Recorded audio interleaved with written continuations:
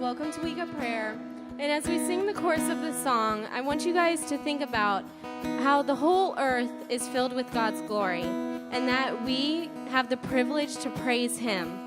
Please stand with us as we worship. We stand and lift up our hands, for the joy of the Lord is our strength. We bow down and worship Him now. How great and awesome is He, and together we sing. Everyone sing. Holy is the Lord God Almighty. The earth is filled with His glory. Holy is the Lord God Almighty. The earth is filled with His glory. The earth is filled with His glory. We stand and lift up our hands, for the joy of the Lord is our strength. We bow down and worship Him now. How great and awesome is He, and together we sing. Everyone sing. Holy is the Lord God Almighty. The earth is filled with His glory. Holy is the Lord God Almighty. The earth is filled with His glory.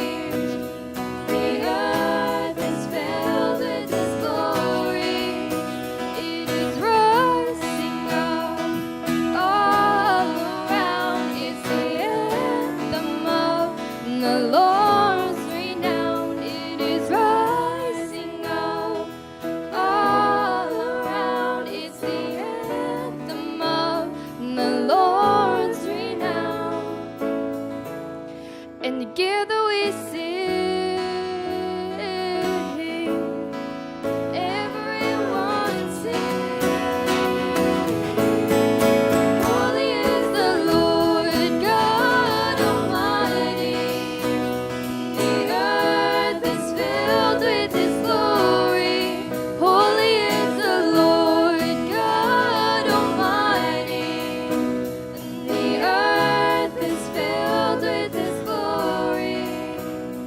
The earth is filled with His glory.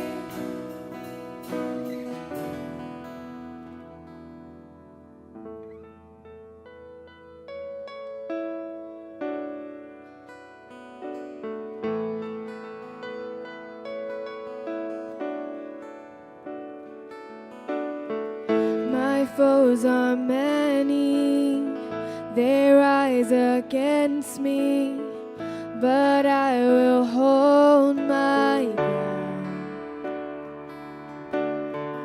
I will not fear the war, I will not fear the storm. My help is on the way, my help is on the way. And oh my God, He will not delay, my refuge and strength always.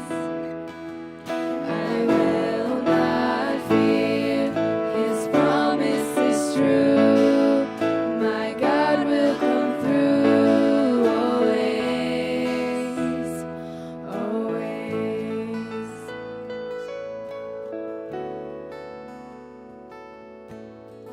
Trouble surrounds me, chaos abounding.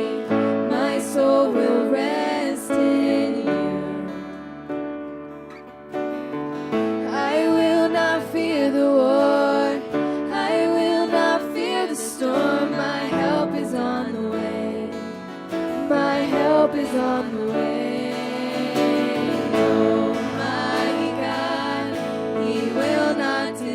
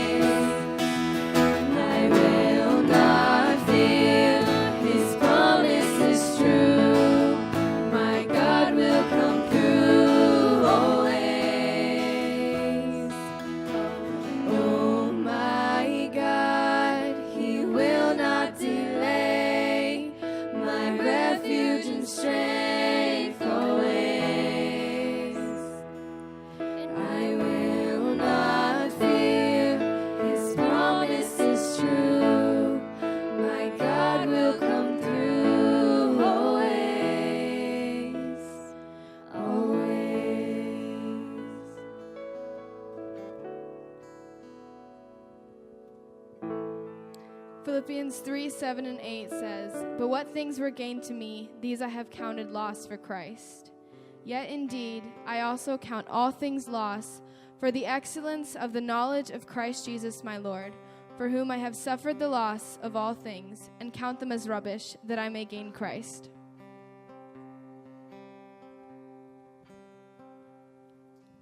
Alone my sorrow and dead in my sin,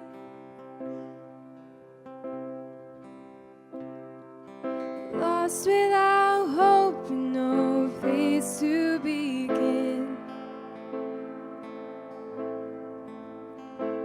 Your love made a way to let mercy come in. That's when death was arrested, my life began. Ash was redeemed, only beauty remains. And my orphan heart was given a name. My mourning grew quiet, my feet rose to dance. That's when death was arrested and my life began.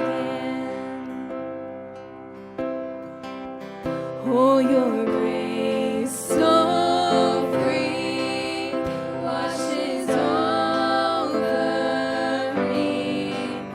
You have made me new, now life begins with you. It's your endless love pouring down on us. You have made us new, now life begins with you. Released from my chains, I'm a prisoner no more.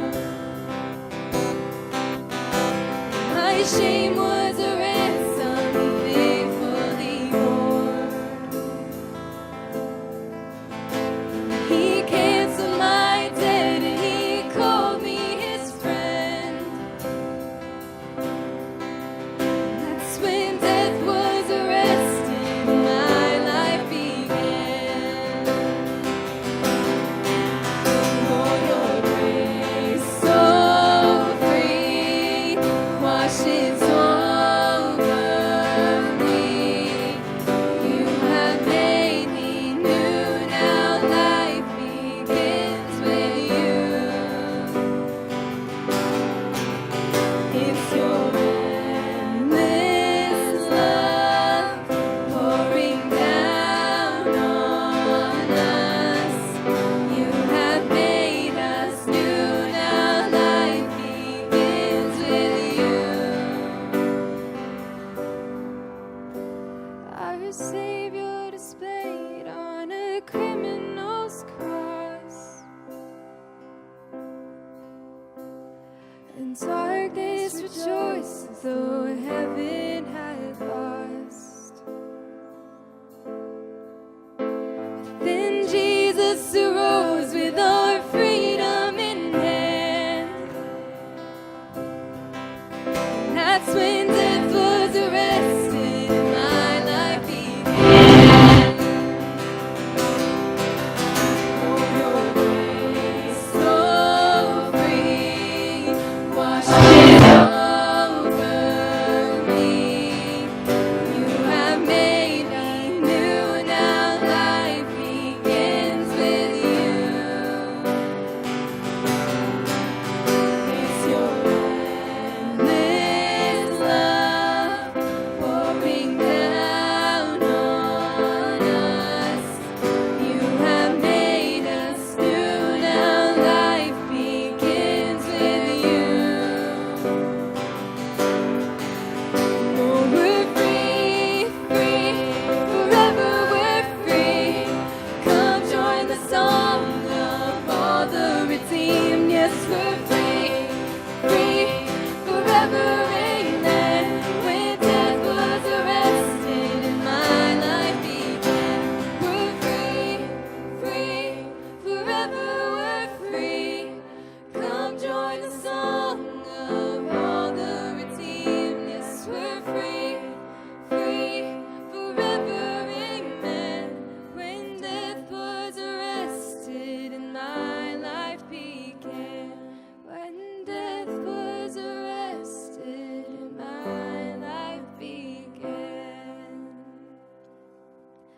prayer. Dear Heavenly Father, as we're spoken to tonight, help us to listen closely to all that you have to say to us. In your name we pray. Amen.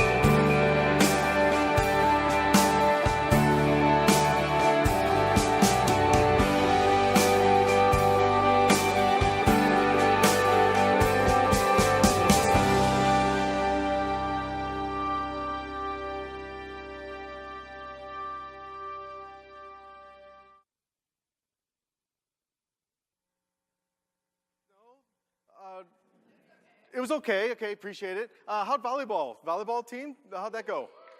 Yes? So did you win? Oh, okay. I'm not sure what that. We survived. Okay. Okay. Good.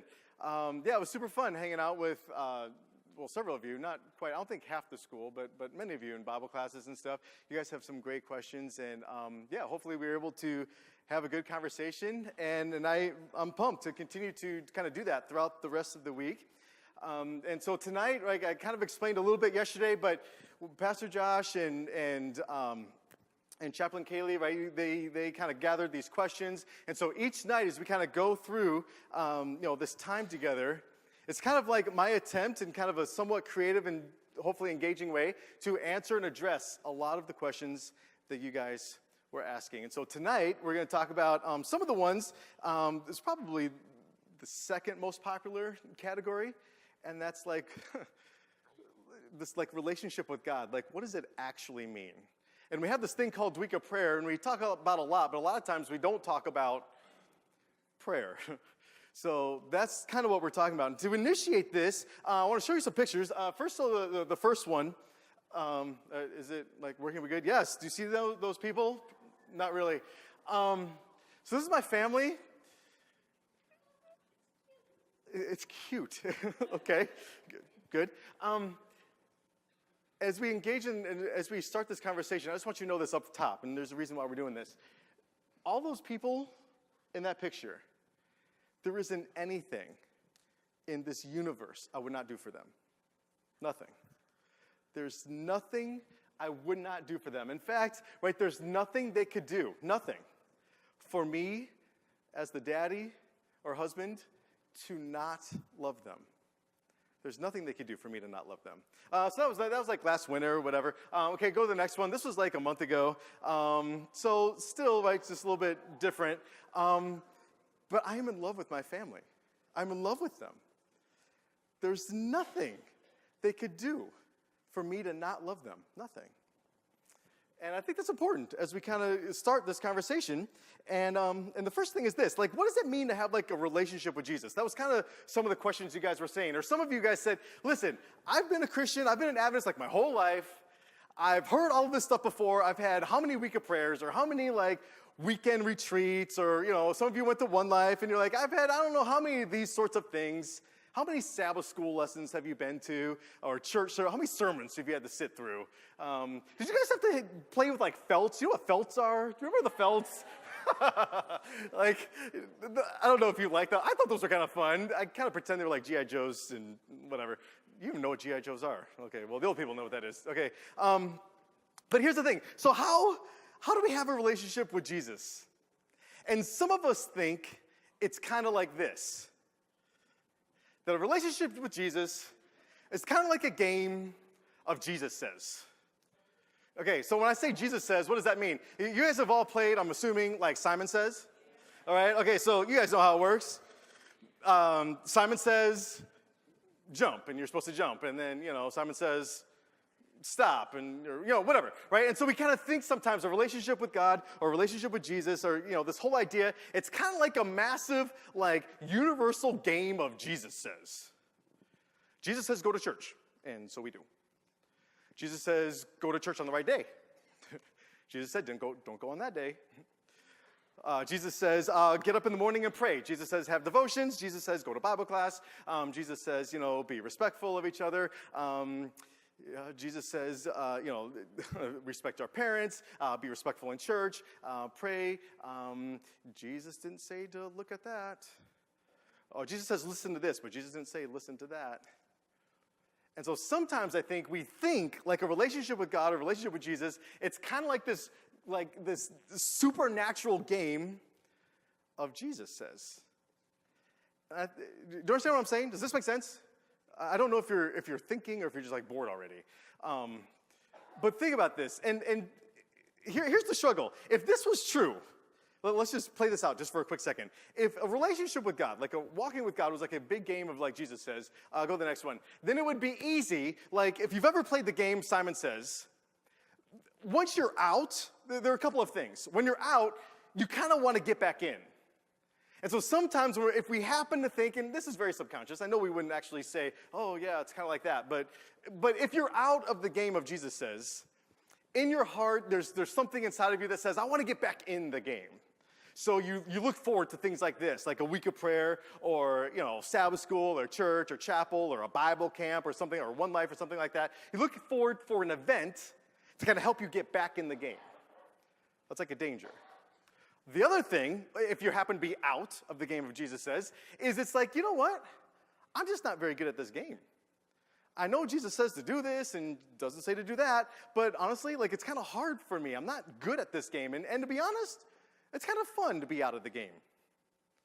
So that's a danger if we're thinking about a relationship with God as a game of Jesus Says. But that's if you're out. The danger if you're in the game, like you're still in the game, is that, dude, you need to watch me because I'm still in the game.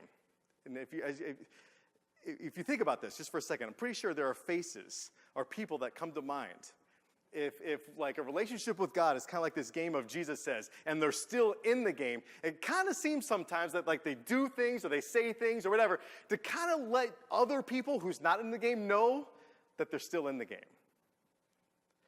The other danger, if they're in the game, is, it's easy to judge those who are not in the game. And so I just wanted to briefly mention this as we get going. And ultimately, if you happen to think, or if this, if you're starting to think, yeah, maybe I was thinking about that. When it comes to judgment, how am I judged? How does Jesus judge me? How's my walk? I mentioned this in some of the classes today. If I knew, or if your teachers knew or whatever, if we knew that Jesus was going to come, if the sky was going to break open in 30 seconds, 10 seconds, would you be saved? And some of us automatically, we kind of start to panic a little bit. Ooh, I don't know. Because we think it's kind of like a game of Jesus Says. And we're like, oh, I haven't been in the game. So ultimately, here's the thing.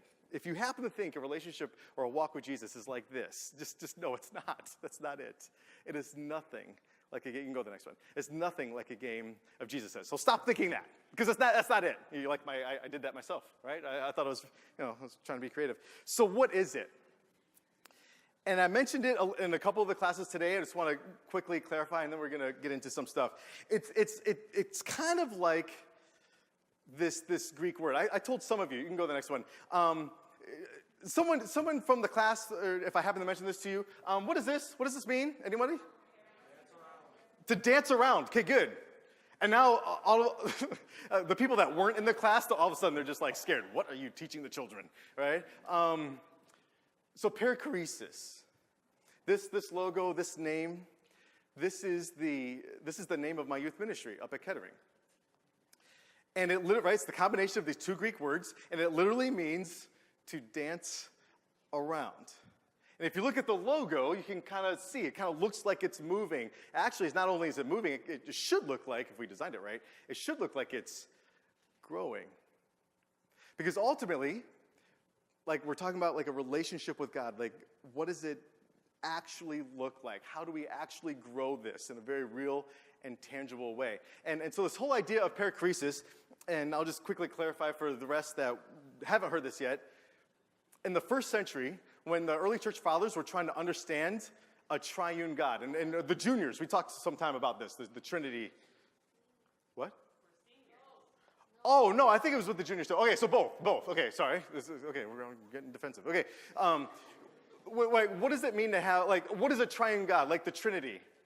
And so in the first century, the early church fathers, they were trying to understand, what is a three-in-one God? Like, what does it look like? Like, what does that mean? They weren't exactly sure. And so they coined this phrase, perichoresis.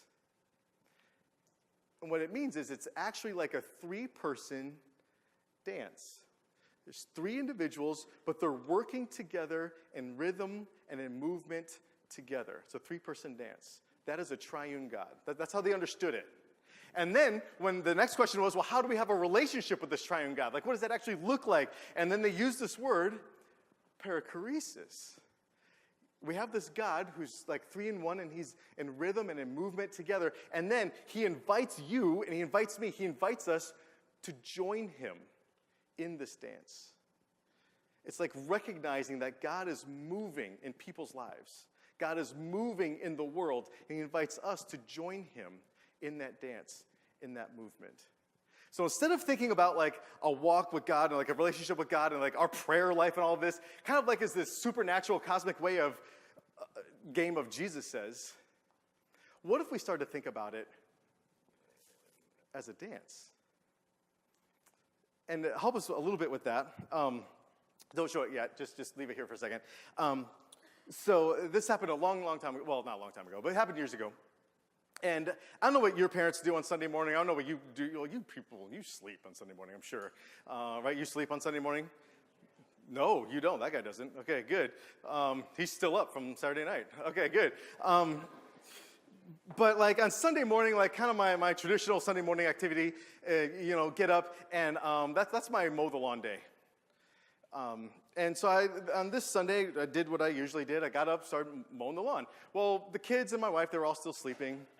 So I go downstairs and, get into the garage and blah, blah, blah, start the lawnmower up. Now, my wife, Andrea, she tells me this story because I was outside mowing the lawn. But as I'm outside mowing the lawn, within a few minutes comes my son. Now, at the time, he was 3. Now he's 6. And so what he did was, my wife tells me that I was out mowing the lawn. My son heard the lawnmower. So he gets up, goes to the front window, looks out the window, sees Daddy. He runs into his room, hangs out in his room for a few minutes, then runs downstairs into the garage, and then comes out and he joins me in the yard. And my wife just thought it was so amazing. We did not pose. I promise you. When you look at Jesus is my witness. When you look at this, it's going to look like we posed, but we didn't. You can't see. Okay. So there's a really good-looking bald man and an adorable 3-year-old. And after she explained it to me, I got it. My son looked out the window, saw Daddy. And he happened to notice that Daddy had sunglasses. So he went to go get sunglasses. He happened to notice that Daddy was mowing the lawn. So he went to get his lawnmower. This is super embarrassing, and I'm just embarrassed, but I got to own it. Like I said, this was a while ago. These are my lawn mowing shoes. They are hideous and quite arguably. Anyway, I used to wear these things called, what are those things? Crocs. Now, no, don't hate, okay? I know they're hideous, but, they're pretty comfy, to mow the lawn. Anyway, so my son, my 3-year-old, he looks out and he's like, Daddy has Crocs. So he went to get his Crocs. He also happened to notice that Daddy had basketball shorts on, so he went and got basketball shorts. And then after he did that, he comes outside, he gets his little mower, he goes out into the yard, and I'm telling you, you're going to think we posed, but we didn't. As I'm mowing, he didn't mow right behind me. Noah, my son, he came and this is exactly it. Like Andrew just came out and just took the picture. He was mowing right next to Daddy.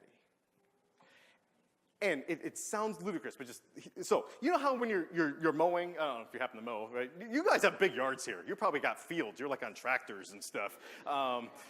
Okay, this is in California. Okay, like my yard was like from me to the piano. Okay, like I mean you can see it. But you know when you mow and there's like a tree, you know how you kind of like go around the tree. My son Noah was right next to me, no tree. But as I was doing this motion, he did the motion. You know how when there's bushes and stuff, you kind of put the mower beneath the bushes, kind of get, all in there? My son Noah, way far away from the bushes, but he was watching Daddy. And if Daddy did this with the mower, then Noah did this with the mower. Because in his 3-year-old mind, his mission was to do exactly what Daddy does. For him, it was about the relationship, not Daddy said. And what's amazing is when Jesus is on the planet, he's inviting people to be his disciples and have a relationship with him. He uses, in Hebrew, he says this phrase. He says, le ha-harai. It's beautiful. And le ha-harai, in English, we say, well, what do you think? You guys are smart. What do you think? Jesus, when he's talking to the disciples, he says, le ha-harai. And typically, we think it means, come follow me. And typically when we think of follow, we think, okay, there's someone, and then like Jesus says, like a game of Simon Says, there's a leader, and then someone comes behind and follows. But that's not what it means. Le ha-harai literally means, come walk right next to me and do what I do and live the way I live. It's a relationship. It's not like just do this or do that. Okay, so we got to get to a text. What time is it? Okay, good. So there's a text I want to show you. It's Ephesians. Okay, is it up there? Okay, good. Ephesians 1, you guys are all smart. You can read this. Paul says, Ephesians 1, and now contemplate this. Okay, think. Even before he made the world. Now just contemplate that thought. Before Jesus said, let there be light. Before Noah and the ark, before Adam and Eve, before he made these ridiculous animals with super long necks, and some more ridiculous animals with really long, what do you call those things? The trunks, yeah, thank you, right? Before he made that stuff, the duck-billed platypus, have you seen that stuff? Wow. Before he made all that, it says God loved us and chose us in Christ to be holy and without fault in his eyes. Now, for some of you, based on the questions that you were asking, you're not sure about this. So we kind of have to break this down, like in reality. So it's kind of like this. So it was, just leave it. Just leave it. So it was I lied. It was April 25th, 2003. I think, is Rob here? Was he still here? I thought I saw him. Yeah, I think he was not there, but he was kind of there. So April 25th, 2003. It was right, because I think we graduated in the same class from Southern. Isn't that true? In 03. Okay, good. So here's the thing. So it was April 25th, 2003. And April 25th of 2003, that was the weekend right before we graduated from undergrad, from college at Southern. And as Rob can testify, I'm sure, or maybe not, I don't know, like we kind of had a crew at Southern, right, where we would go off-roading, and we go rock climbing a lot, and we go camping and mountain biking and stuff. He was a boss like that too. But like we kind of had this crew, and the point was, basically, we were all about to graduate the next weekend. And so the plan was that the weekend before graduation, right, because we've been hanging out for years together, like let's go like camping, like just a big camping trip, and go off-roading, all the stuff we used to do like one last time before finals and graduation. So that was the plan. And so it was Friday. And at the time, I was supposed to go and pick up my girlfriend at 2 o'clock. And here's the thing about the girlfriend I had then. Dude, if I said I was going to pick you up at 2, and you showed up at like 1:45, you're like maybe on time, right? Like, you have to be early, like just have to.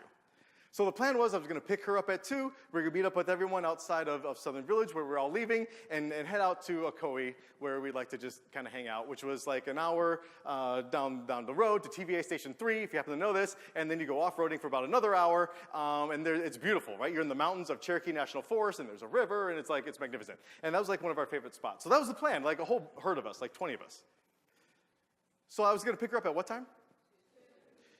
It's 4. No, that's not funny. That guy, yeah. Okay, you must be single. No, that's not a bird. No. I'm just saying, if the girl says be there at a certain time and you're late, that's almost like death, right? I mean, it's basically death. So she said get her at 2. I mean, that was the plan. It was 4 when I roll up. And yes, we had cell phones in those days, but it was nothing like what it is now. And so I pull up to her apartment there, and dude, she's like outside waiting. And it was like one of those looks like, yeah, it's just like daggers. So I get out. I'm trying to be nice, right? Lay on my charm because, I'm smooth like that. And dude, she was like not eating it like at all. She was done. So I get out of the car. I'm like, hey, babe. Nothing, right? She just gets in the car, like doesn't even pick up her bag. I'm like, don't worry, I got it, right? Get the bag, throw it in the bag, whatever. And then she's like, where's everybody else? I'm like, well, I don't know. I'm kind of late. I got, I had to do stuff at school, whatever. I'm sure they're probably out there. Fine. So we just start driving. And we drive, like I said, it's like an hour out to like this one TVA Station 3, and then you turn right, and then it's like you're off-roading for about an hour. Like there's some dirt trails and stuff, but you're basically off-roading for about an hour. And the whole time, like, she's just silent. Like, she's raging mad, not saying anything. And the silent treatment, dude, have you had the silent treatment? It's terrible. Wow. I mean, you'd almost rather have, like, paper cuts or something. Like, it's awful. So she's giving me the silent treatment. Anyway, we get out there, right? So about 2 hours later. So now what time is it? It's about 6 in April in Tennessee. And so we get out there, we kind of find the spot where we always would go, like a whole herd of us, like I said. And when we get out there, like there's no one there. And she starts to say some stuff. She's not very happy with me. And she's like, well, maybe they came and they saw that we weren't here, so they left, and the whole thing was ruined. And I'm like, no, I'm sure it's fine. Like, whatever. Let's just, start. And so my girlfriend at the time, she was very much into like being hospitable. So she like taking care of people. So she's like, okay, well, I'll make a fire and start getting dinner ready because when everyone gets here, they're going to be tired and they're going to be hungry. So when they get here, like, we can start eating and blah, blah, blah. I'm like, yeah, okay, cool. So she starts doing all that. And I'm just kind of taking my time a little bit. About a half hour later, so now what time is it? It's about 6:30. And I say, babe, I'm sure everyone's coming. Let's put our like hiking shoes on. Let's just go for a little walk. No, we don't have time for a little walk because you were late. She just goes off in this tirade, and I'm just kind of listening, but like not really. And so she goes off like, no, it'll be fine. I'm sure when they get here, like everything will be okay. Let's just go for a little walk. And eventually she's just like, fine. So she gets her shoes on and, kind of leave everything. It's okay for a little bit. So now it's about 6:30, maybe 6:45. And we start going down this trail. And we've been on this trail before.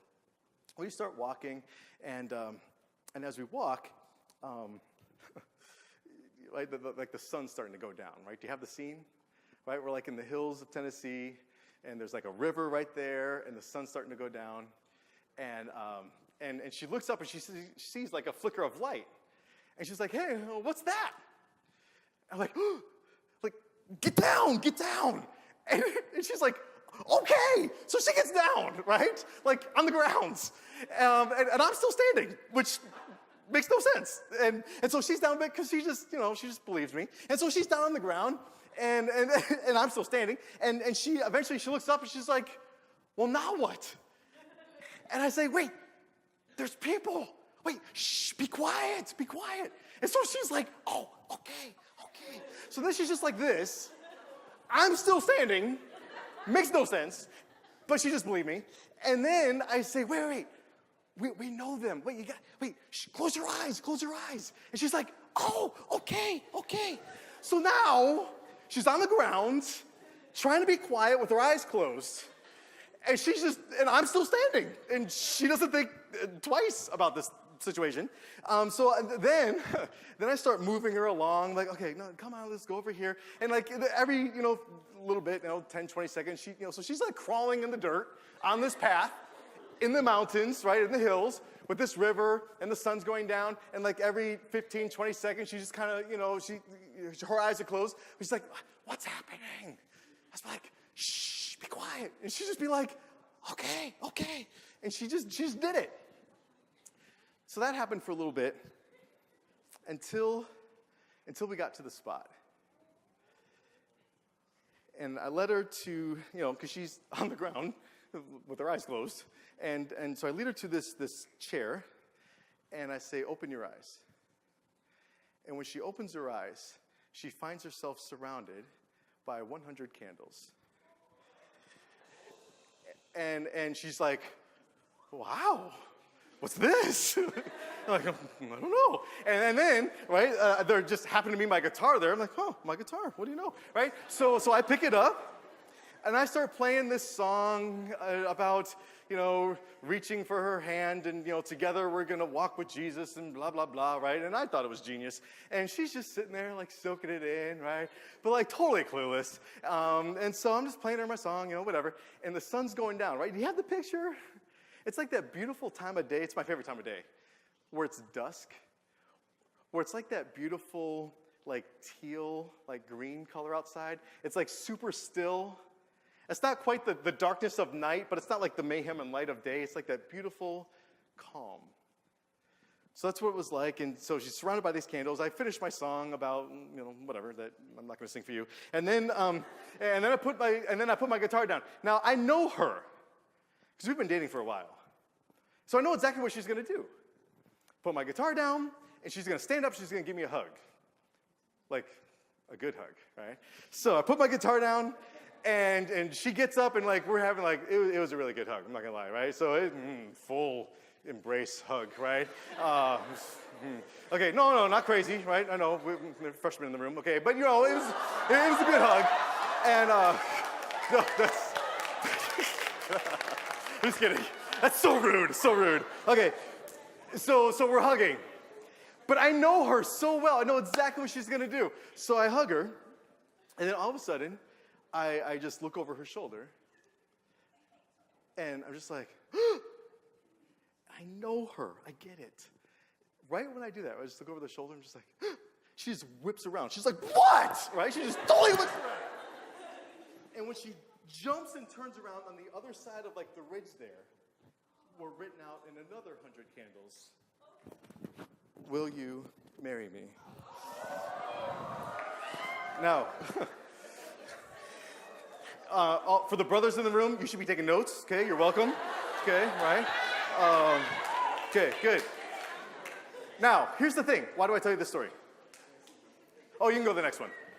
And then, sometime later, we got married right outside Wrigley Fields.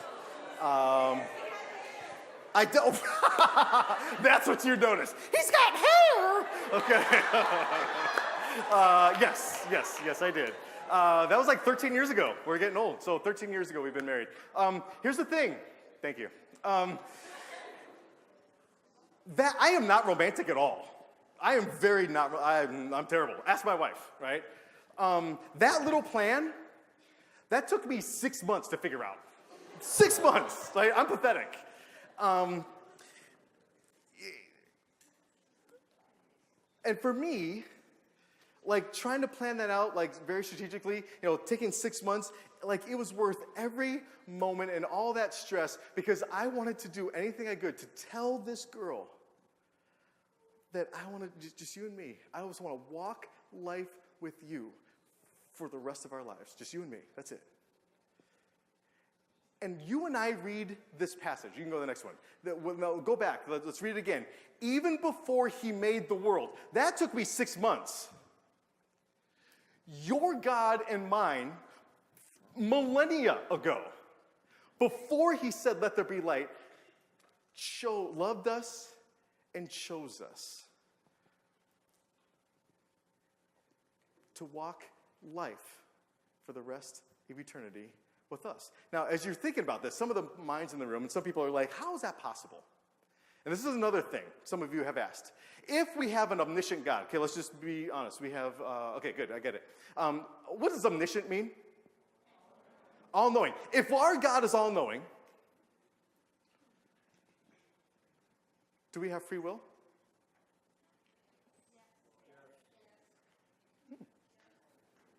And explain that. So, like, for example, this text says, before he made the world, before Jesus said, let there be light, he knew you?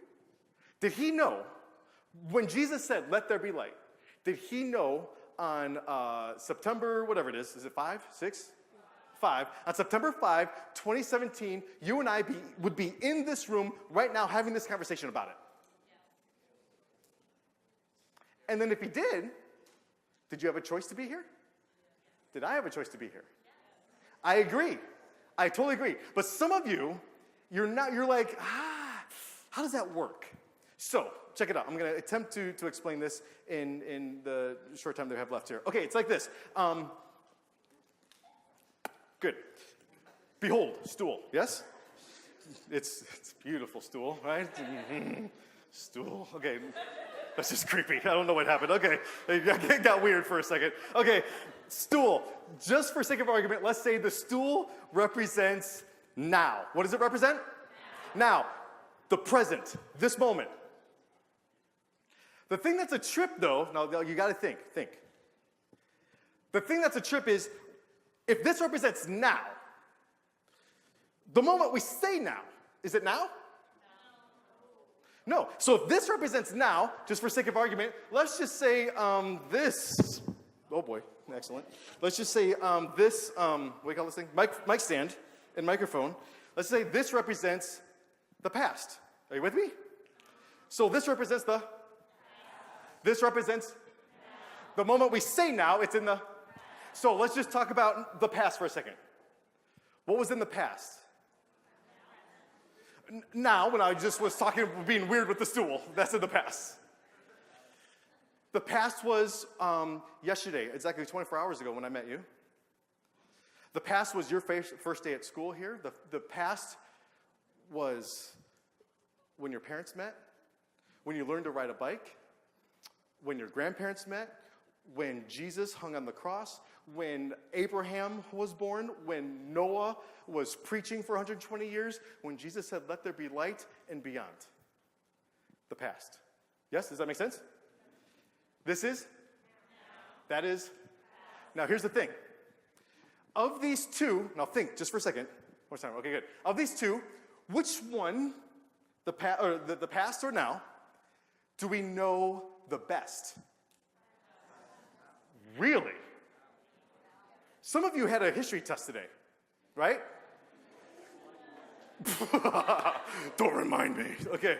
I'm sure you. Now, if what you just said, you know the past better than now. That's what you just said. If that were true, what would that mean with your history test? You got 100%. Because everybody knows the past. So think about it. Between these two, when you walked in, when we were singing, we're free, right? Your first day at school here, the volleyball game, when your parents met, Jesus said, let there be light. Of the past and now, what do we actually know the best? We know now. Because we're experiencing it now. So, present now, that's the past. Now, if this is true, then what's the ride? You guys know what a ride is? No, okay, sorry. Okay, well, the cajon. We'll say the cajon. You call it a box? Well, I see that. He's like, it's a box. Okay, I know, you're right. But it's called a cajon. That's fine, whatever, the box, this. Okay, let's say the box. Okay, if this is now, that's the past. What's the box? The future. Now, here's the thing. We know this the best. You just said that. We kind of know that. Do we know that? But the scripture says, even before he made the world, God loved us and chose us in Christ to be holy and without fault in his eyes. And so if we know this, we kind of know that, don't know that, does God know this and that and that? And sometimes for us that we're like, how does this make sense? How do I still have a choice about that, but yet God knows that? Like, how does that work? And here's just the quick thing. You and I, we experience this thing called time, right? We experience time. And we experience it just like this. Past, present, future. Okay, we'll do it again. Okay, I know it's late, right? It's been a long day. We experience time, past, future. Una más. Okay, now for all the mathematical people and whatever, this would be, we experience time linearly. Does that make sense? Okay, this is how we experience time. You and I are stuck in this thing called time, and we experience it linearly. But how is it possible for before Jesus made the world, he chose you and loved you? And here's the quick thing. I'm up here, clearly, on the stage, and I'm experiencing time linearly. Past, present, future. Past, present, future. Y'all are out there, and because you're out there, is it possible for you out there to look at the stage and to see all three at the same time? It's totally possible. Because you guys are out there. Here's the thing. We have this God. Okay, in Genesis it says, it talks about creation, and it says, and there was evening and morning, in English we say the first day, right? And when Moses wrote this, he used this word yom. It doesn't matter. The point is, there's this thing called time that Jesus made. Now, you guys know this. Are some of you artists? Who's a really good artist? Like, an artist. Okay, okay, good. Some of you are artists. Here's the thing about artists. I'm an artist. You guys all saw. You're welcome. Yes, thank you. Here's the thing. Here's the thing about art. Whatever you're drawing, whatever you're painting, whatever you're sculpting, your thing that you're arting, the artist is always outside of the artwork. The artist is never stuck inside of the artwork. So when the scriptures teach that Jesus made time, in other words, he must be outside of time in a linear sense. Right? So right now, y'all are out there, and because you're out there, you can look at the stage, and basically at the same time, you're seeing the past, present, future. Past, present, future. I'm in the line, so I don't see that. But you being out there can look at it and see it. Does that make sense? Now, this is so important for some things that we're talking about, like prayer and a walk with God and forgiveness. So let's just play this out in reality. Okay, this is one thing to kind of talk about and like theologize for about, but in reality, what does this actually kind of look like? So in other words, let's say, okay, so if that's true, and we're here now, but the moment we just said now, it's actually there, and Jesus can see it. In other words, for him, everything is present.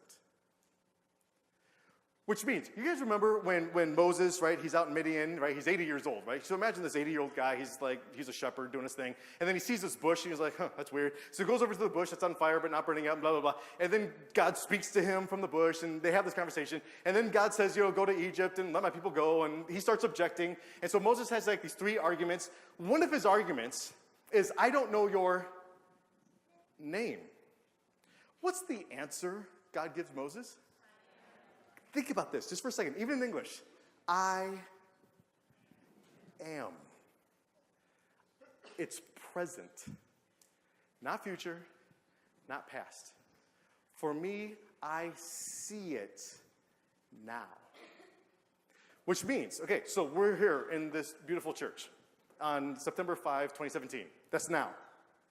If what we're saying is true, that also means that right now, does Jesus see us? Absolutely. Does he also see your first day at GCA? Does he also see the day you were born? And he also sees the day your parents met, the day, when Jesus was on the cross, when he said, "Let there be light." That also means he sees us here.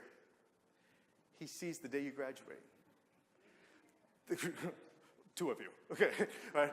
He sees the day you go to college, the day you get married, when you have your first kid, you buy your first house. He sees it now because it's outside of time. Okay, does that make sense? Now, here's the thing. So what does that have to do with a walk in a relationship? It's kind of like this, and especially forgiveness, right? Because that was another question. Like when we ask God for forgiveness, like how does that work? If he sees it all, he sees now, he sees the past, he sees the future. Have you ever noted, or have you read that text in the Bible where it talks about how God forgives our current sins and our past sins and some of you, maybe you thought about this, and you're like, how is it that God forgives my future sins? Like, does he, make me sin just so he can forgive me? Like, how does that work? He just sees it. Like, you can see this. So this is what it's like. So let's say Chaplain Kaylee, right? She's very sweet and nice, right? I mean, you know her much better than I do. I just met her. But she's sweet and nice? Okay, does she ever have, acts of violence? Yes, okay. Okay, so according to her, she has acts of violence. So let's just say, I see Chaplain Kaylee, she's right here. Let's just say she's, for whatever reason, she doesn't like, I don't know, red. Or black glasses, whatever. And so let's just say she has this act of violence, so I see her right here in the pew. And so let's say, you know what? I don't like that. So let's say she comes over, she grabs a pen that happens to be sitting on this thing, she walks up to the stage, and she just starts stabbing me in the throat, right? Okay, she just, there's blood everywhere. And you guys are all sitting there like, what is happening? And, because you're not going to come rescue me. You're scared. You start running away and, but Josh is a hero, right? So he's going to come up and, like a Marine, throw me over his shoulder, oh, we're going, right? Whatever. So let's just say she does that. She comes up, she stabs me in the throat, blood everywhere, whatever. And then let's say, so I'm in the hospital, wherever that is. I'm assuming there's one somewhere. And then, let's say I'm in the hospital for a week or 2 or something. And then Chaplain Kaylee, she's like, yeah, that was probably not very nice. I'm sorry. So she goes to my hospital room, and I got, tubes and beep,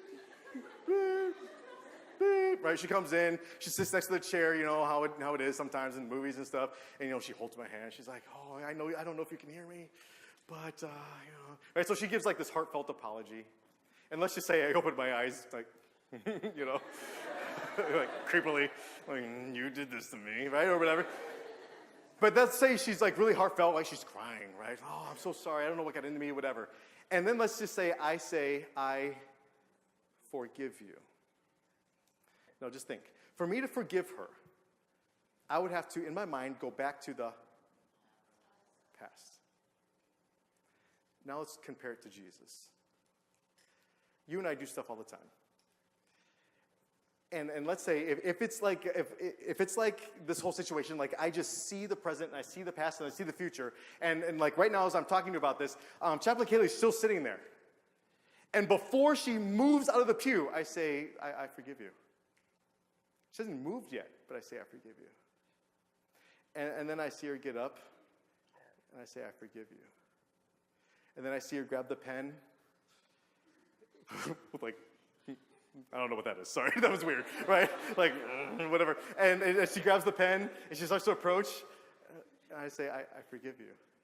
And then, and you guys are just sitting there in horror, you're not helping me, but, right, she comes up, and she just starts stabbing me in the throat, and blood's going everywhere, and I gargle out. Ew, sorry, it's pretend, it's all fake, okay, right?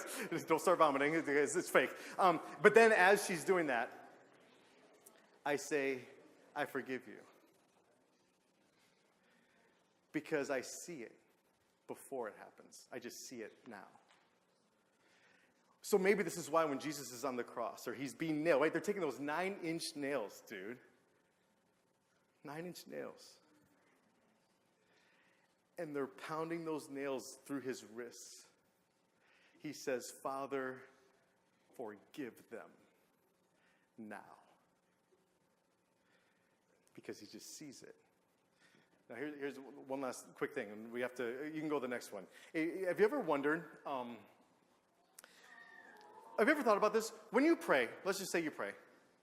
And let's say you're praying and Pastor Greg is praying. Y'all know Pastor Greg? No? Who is this man you speak of, okay? The pastor of this church, right? Have you met tall? Doesn't matter. Okay, but have you ever thought about this? If you're praying and someone else is praying at the same time, who does God listen to first? Oh, both. But how's that work? Is he just like the ultimate multitasker? Yes. Okay. Here's the thing. If what I'm saying is true, no, you got to get this. This is so important. If what I'm saying is true, that God is outside of time because he created it, we exist in a linear time continuum, but he's out there. He just sees it. It's all present for him. If this is true, then that means when you pray before a quiz, when you pray tonight, or whenever, when you talk to God, because God is outside of time, that means that Jesus can put the universe on pause and stop and listen only to your prayer. It's like when I'm playing with my sons, everything else is going on around me, but none of it matters. What matters is me looking into my boy's eyes. That's it. That's all that matters. You and me, son. You and me, son. When you pray, because God is outside of time, he doesn't have to multitask. No. He can hit pause for the universe and just stop and listen to you. That's amazing. You can go to the next one. This is my baby girl. She is my rock star. So here's the thing. Yeah, she looks cute. Here's the thing. So when she's hungry, not very cute. You know what she does? She grinds. She kind of growls. It's actually kind of scary. And she growls, and she can't control her emotions, so she just starts like grabbing. And every now and then she'll just grab whatever skin she has access to, and she'll just pull. Right? She's just right because she's hungry. Right? Girls, you gotta feed them. Right? And so I know this about her. Right? Like, I know the signs when she's really hungry. Like, I better get some food in her mouth now, else there's going to be some grabbing and bloodshed, and it's going to be terrible. But I know this. It's like when she tenses up, I say, Addie, right? That's what I call Addie, right? Adeline. You're going to grab, but it's okay. I forgive you. It's okay. All this other stuff that is happening doesn't matter because I am still, like, in love with you. It's just about you and me. That's it. So, going back to like that walk, when it's like that walk, you can go to the next one. When you think about your relationship with God, and just think about this just for a second. I'm going to pray and we're going to be done. When we think about our relationship with God, does it look like that? When you think about your walk with God, does it look like that? Because it should. And so, like, how do you have this relationship with a God like this? This is my wife and my other son, Ben.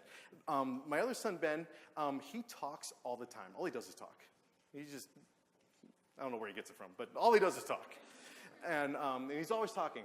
And if no one's around to listen, it doesn't matter. Like, he'll still talk. But my wife will stop and listen. And so sometimes, we call it a week of prayer. And a lot of times when we think of prayer, we think that's a time for me to talk. But it's also a time to listen. So, here's some practical advice, then I'm going to pray and be done. And hopefully you have some stuff to think about, and I'm going to come around to the Bible classes, and we'll continue to have conversations about these things. But here's the thing. So how do you have, like this walk, right? Because we said, right? Remember the picture with Noah and the lawnmower? Like just walking right next to. So what does that look like? So let's say you wake up in the morning, and you say, good morning, God. Thank you for the rest. Thank you for the sleep. There are thousands of people all over the planet that went to bed and didn't wake up. But I woke up. And I don't know what you had to do to keep me alive and whatever. I'm not sure what's going on, but thank you for waking me up. So, right? So let's just say you wake up in the morning, that's what you say. Thank you, God, for waking me up. And then you're brushing your teeth. Hopefully you brush your teeth. And then you're brushing your teeth, and then you remember that test that you did not study for. And you're like, oh, snap. Okay, God, you know that test, totally forgot to study, but I was in class, I was kind of listening, kind of not, I was kind of zoning out. But just help me to remember the things I didn't study, and just help me to guess well, and whatever. And so you think about that, and here's the thing, but you never say amen. You just talk. And then let's say you're getting ready and you're on your way, and then there's some homework you forgot or whatever, and and then you walk into the ad building or whatever you call it here, and where there are classrooms, and then you see that girl. And last time you talked, it was rough. There was drama. And in that moment, all these emotions and stuff that kind of come up, and of all the things that you kind of wish you could say or you would want to say, but in that moment you're like, okay, God, you see, I see her, what I want to say, but just help me, just right now. And then you get through it or whatever, and then you get a text with some bad news. You're like, oh wow. And so what would happen? What would happen, Georgia-Cumberland, if you woke up in the morning and we just started this conversation with God? And you just kept it going. You go to the cafe, you get your food, and you're like, wow, okay, cool. I'm going for it, right? And so you eat, and you're like, okay, well, thank you for the nourishment. That's what I need. And then you go play volleyball, and you're like, man, please don't help me. Help me not to suck, right? Help me not to screw up. I don't want to look stupid in front of my friends and family and whatever, right? And so you're just saying these things. You're always in conversation with God, always. And then it's the end of the day, and whatever. I don't know if you have dorm chapels or something, but you're like, okay, help me to hear your voice through this. And then you have what's it called, hard study hall, right? And you're like, okay, I got 2 hours to memorize this stuff. There's no way I'm going to memorize this stuff. But God, you made my brain, and you made the stuff that I'm trying to remember. So help me to be really efficient with my time, because your roommate's going to be a distraction. God, just help my roommate to not be a distraction. I just want help me to get this. And then by the time you go to bed, it's 3:30 or something, because you were up late watching a movie, or I don't know what you do, but something, right? And then you got to get up, let's say at 6. So you're like, wow, I have 2.5 hours to sleep, but I need the energy of 8 hours of sleep. So God, help me to rest. And so you go throughout your day, and then finally at the end of the day, I don't know if you do this, but at the end of the day, you're kind of laying there and you're trying to go to sleep, and you kind of go over your day in your head. It's kind of like a recap of the day, the conversations and stuff. And then at the end, before you go to bed, okay, God, I have 2.5 hours before I got to get up. I got that test. I got this homework. I got to deal with so and so. Just help me to get rest, and help us to be the rest of an 8 hours night. But thank you for life. And then at the end of the day, you finally say, amen. What if we were to actually walk life with Jesus, but throughout the day, we're always in conversation with him? We were just always in conversation with him. Not just talking, but also then listening. What would that actually look like? It's not a game of Jesus says. It's an ongoing discussion where he talks and we listen, and then we talk and he listens. And he can put the universe on pause and just hear your voice. Let's pray. Father, sometimes we hear a bunch of stuff and it's I don't know if it makes sense, or some of us have a lot of doubt or a lot of questions about things, and that's good, that's beautiful. But it's a value to this school that we carve out space intentionally to experience you in kind of a new way. And so, God, we can sing songs and we can do all this stuff, but God, it's nothing without you, nothing. And so every single one of us, we have our own personal walks with you. It's going to look different. It's going to sound different because it's our relationship with you. But God, ultimately, I know that there's nothing that you are not willing to do to save us, nothing. And God, and you tell us in the scriptures that there's nothing that we could ever do for you to not love us. But what does that look like on a day-to-day basis? How do we actually grow in this walk with you? So God, I just beg that you continue to speak to us, help us, give us the ears to hear your voice. And as we kind of continue to move forward throughout the rest of the week, not just in this space at night, but in classes and whatnot, throughout the day, God, I just beg that we have an experience with you. We know that you are real. and we experience your love and your generosity. Thank you for what you do for us. Thank you for grace. Thank you for this time. And thank you that because you just see our mess, but you still choose us. Help us to understand that in a very real way as we move forward with this week of It's About Time. It's our prayer in Jesus' name. Amen.